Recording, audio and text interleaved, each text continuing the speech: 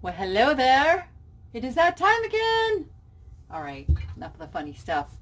Let's go get ship done. I'm going to tell you what sold, how much it sold for, and you get to watch me package it up. So let's go.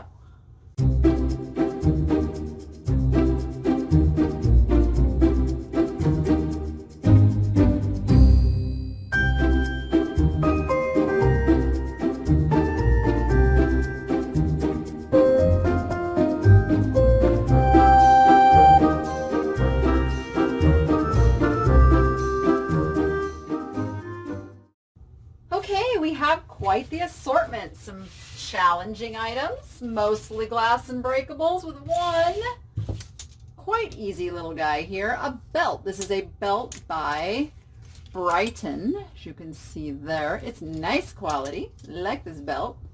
This belt sold for $9.49 on an offer to watcher. So clothing, shoes, those are not my normal niche, so I don't attract a lot of attention to those listings. As I talked about on my Monday Live, it's what niche is all about. I sell way more of the antiques and collectibles than I do clothing, so oftentimes you can get a really good bargain in my store because they've sat there long enough that I've marked them down. So what we're going to do, we're going to give this a piece of bubble wrap. And try not to break anything. Wow, I didn't expect that. Didn't break. We're good. So I'm going to wrap the bubble wrap around this because this is going to go into a bag to ship. It's going to ship via first class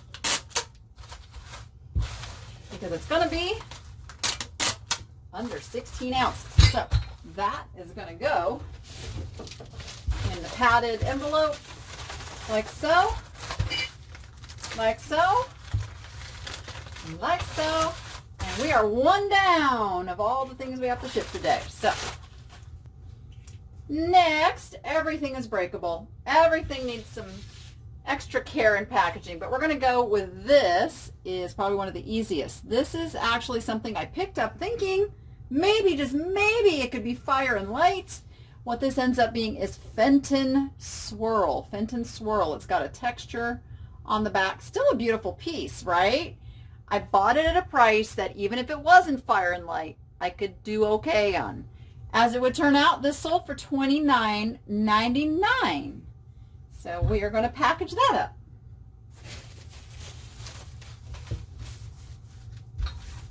And I like to do my little go over once and rappity.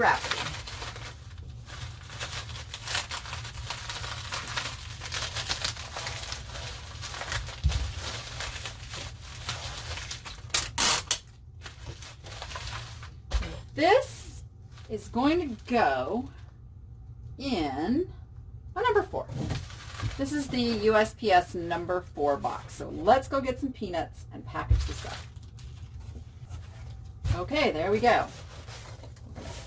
Close the lids and taper up.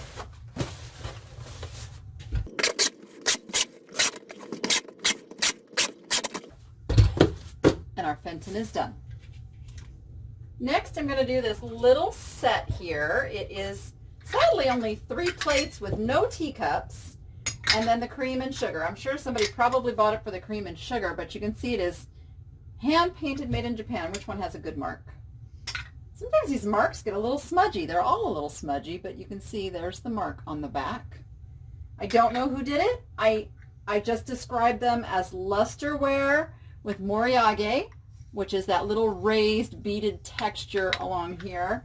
Really nice little set, no matter what. And these sold for $23.99 on an offer to watcher.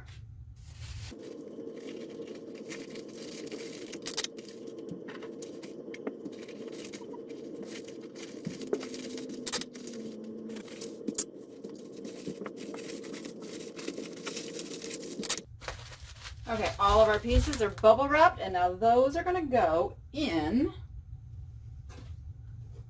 a box that can potentially go first class, because I don't know if we're going to go over the 16 ounces because they're lightweight, but I'm not quite sure if we're over a pound, so better safe than sorry. That way I can save a little bit for shipping if it does go first class. So, off to get some peanuts. And there we go. Let's close it up.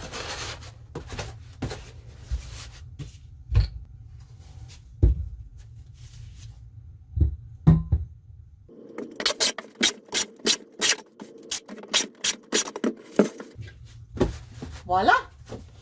Let's see, next we're going to do this piece. This is just a pretty piece of Limoges, and it's marked HNCL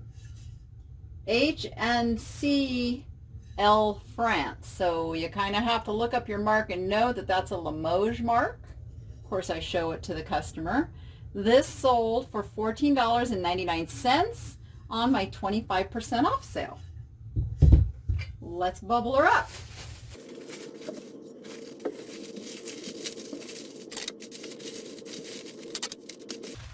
And that is going to go into one of these long skinny boxes like this, but I'm first going to add some peanuts. I will show you how I put it in there. So first, I'm going to add a layer of peanuts down there on the bottom. Then I'm going to put this right smack in the middle. Like, I'm going to distort this box out a little bit and make sure there's peanuts on both sides to keep this safe. Up. And I'm dropping them all over. Okay, so we got our peanuts in there. You can see the sides of this box are bulged out. There's plenty of peanuts packaging it down. And now they give you some adhesive. I do not trust this adhesive by itself, so what I will do is close it, and then I will tape it up with my tape.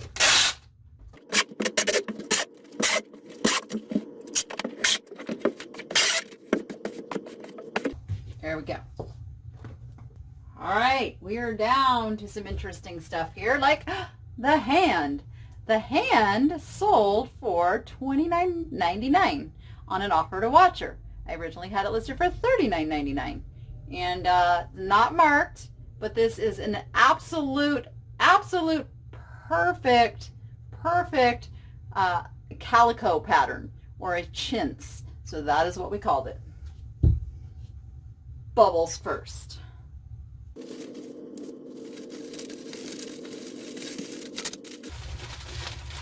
Now you'll see I didn't quite have enough to really fasten down these sides. That's okay, because now I'm going to use my larger bubble.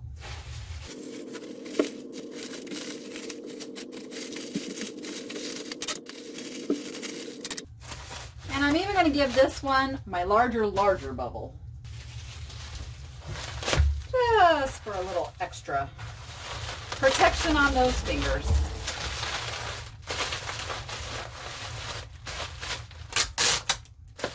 Like so. All right, this is going to go in what we call the number 7.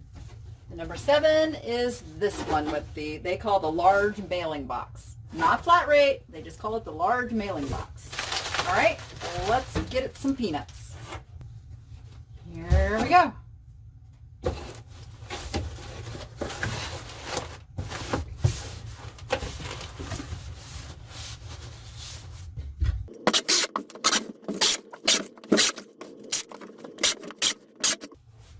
And the hand is ready to go. We have 2 left, both of them a little bit on the challenging side. This one, you saw my sad face. I didn't want this to go so soon. This is by Wood & Sons, if I can find my camera there. Hopefully that's focusing for you. Wood & Sons teapot. It's a transferware. I could not find another one like it anywhere, so I priced it super high. And guess what? It sold for $67.49 as it got marked down 25%. So there it goes. Look at even the lid. Look at the horsies. Oh, we'll just keep that separate because that's going to get its own piece of bubble wrap. This is going to get the, just right off the bat, we're going to use the larger size to make it easy.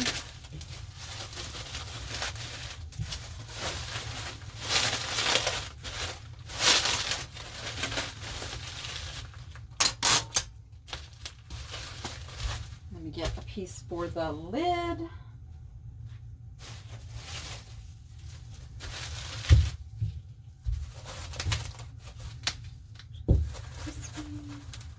There's a reason I did that.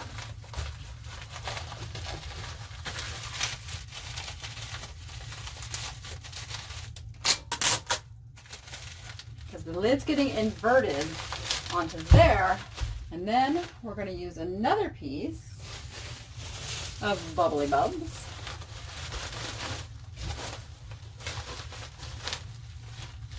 To hold this all together.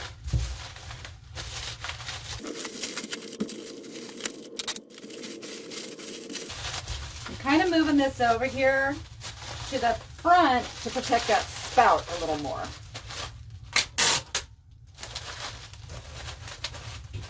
And I'll do that with this piece too. Look at that. And we got extra layers on the spout. And I'm still going to give this one more treatment. And that is the large bubble.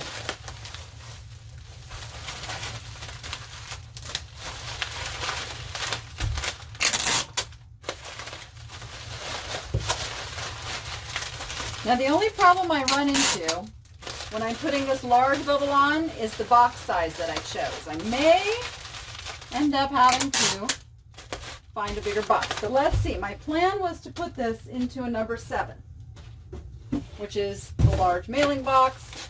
So let's see if that's still, you know what? Yeah, that's still going to go in there with peanuts on all sides. So let's go get those peanuts. All right, we've got our peanuts. We're going to, I might have too many peanuts. All right, let me take a few out. Using the extra bubble does make it so you don't need quite as many peanuts, as you can see. All right, that's better.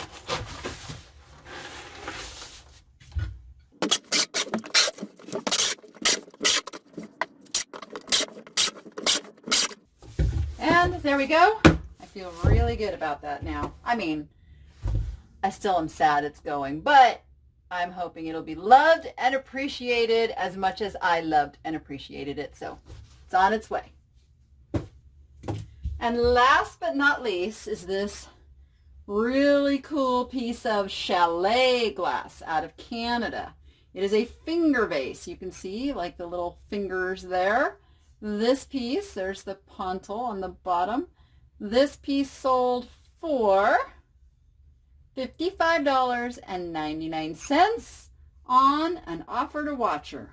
Now, we're going to have to get a little creative on the box for this one, but I have a plan. First, I'm going to wrap it up just a bit with this, like I've done the other one. So we'll start with the small bubble.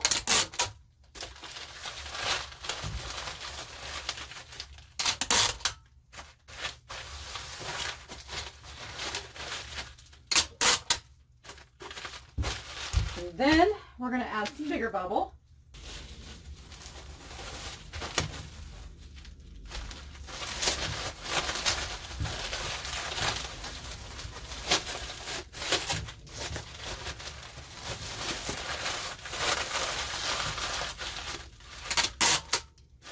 And then we're going to put some of the biggest bubble. And I do this for higher end items. I don't do it for low end items simply because the cost of the extra packing materials does not weigh into the profit margins sometimes. And most, well, I should say 99.9% of the items I ship arrive just fine. I'm not going to say I never have breakage, but it is a rare, rare event.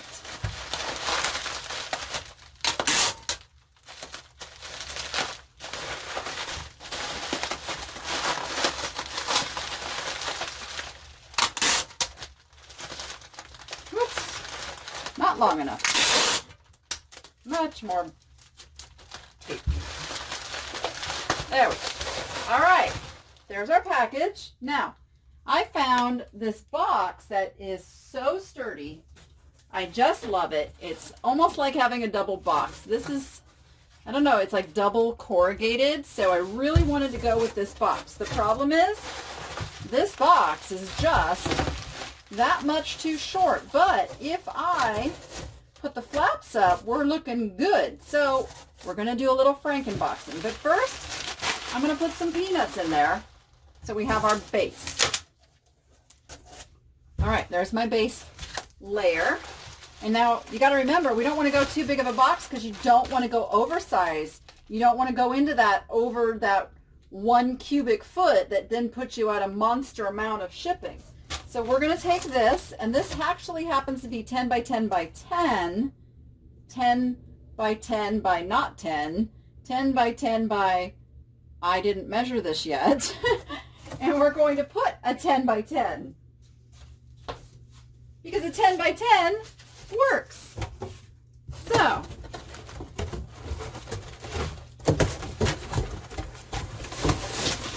see, now I can raise up the height just enough so I can add that layer of peanuts there and totally protect this. And this is probably going to go FedEx. That's how I like to ship my larger, heavier items. So we're going to go add peanuts. Now the cool thing is I haven't taped this down yet, so I don't have to worry about having put too many peanuts. I will just close the flaps, and now I can press it down, and I am going to go round and round.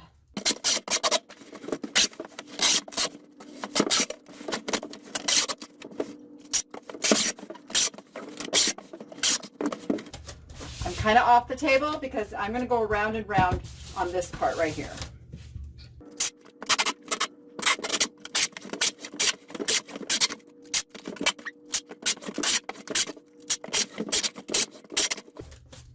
And there we go. So whenever you're Franken-boxing, you just want to make sure that your boxes are going to stay together really well. And that is it. Shipping is done. Easy peasy, right? Don't let the shipping scare you from making big money. This was a really good day of sales, and I want you to have those too. So subscribe, hit the notification button. Every Monday we are answering all your questions about what hurdles you're running into as you get started in your eBay business, or if you're a long-time seller, there's probably some reasons that sales aren't what you want them to be, and we can fix those too. So with that, go be profitable and make it fun. And we'll see you on the next one. Bye.